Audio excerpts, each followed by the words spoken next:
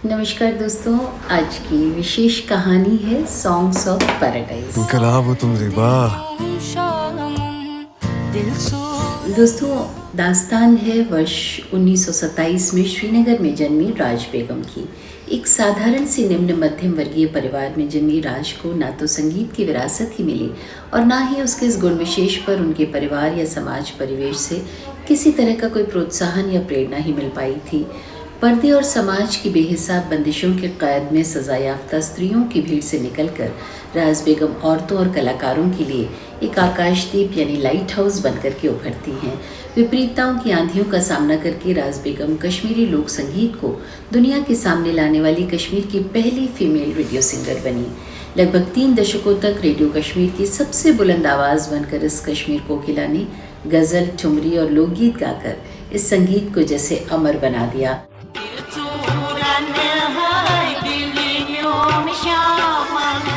2016 में ये आवाज़ अपने भौतिक शरीर को छोड़कर तो ज़रूर चली गई, मगर दोस्तों अपने यशः शरीर के साथ ये आज भी जिंदा हैं। अपने सपनों के लिए मुश्किलों से जूझकर उनको हराती हुई राज बेगम की इस भूली बिसरी कहानी को सॉन्ग्स ऑफ पैराडाइज बनाकर हमारे सामने लाने वाले लेखक, निदेशक और फिल्मकार दानिश रंजू। लेखन कार्य में उनका सहयोग सुनैना कारज और निरंजन अयंगर ने किया।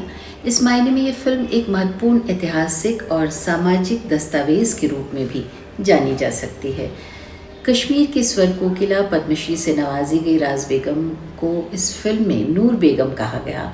संगीत नाटक अकादमी पुरस्कार विजेता राज बेगम के लिए संगीत की तालीम भी जैसे वर्जित थी, क्योंकि महिलाओं के लिए उस दौर में गाना भी प्रतिबंधित था। ज़ेबा अख्तर को घर से निकलकर सिर्फ एक घर में घरेलू कामकाज की इजाज़त भर थी। घर में मूजी यानी अम्मा की संकीर्ण सोच की सलाखें उसे चारों ओर से जैसे जकड़े हुए थी। बगैर बुर्के के निकलने की इजाज़त कतई न थी।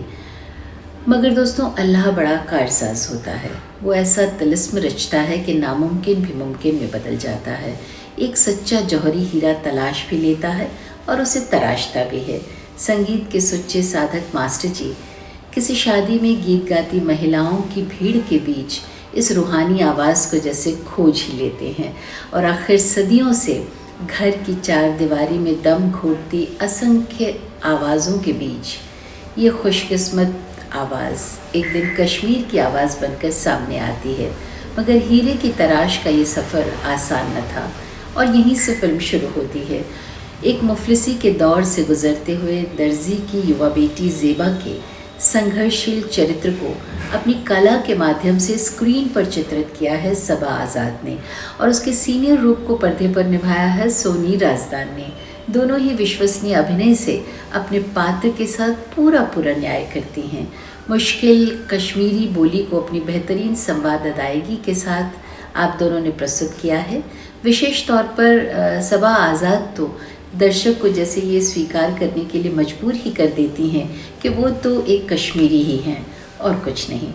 फिल्म के अन्य किरदारों में मास्टर जी के रूप में शिशिर शर्मा, शायर और नूर बेगम के पति आज़ाद के रूप में जैन खान दुर्रानी और मूजी यानी अम्मा के रूप में शिबा चड्ढा ने अपने अभिनय से फिल्म को बेहद ख़ास बनाया हुआ है।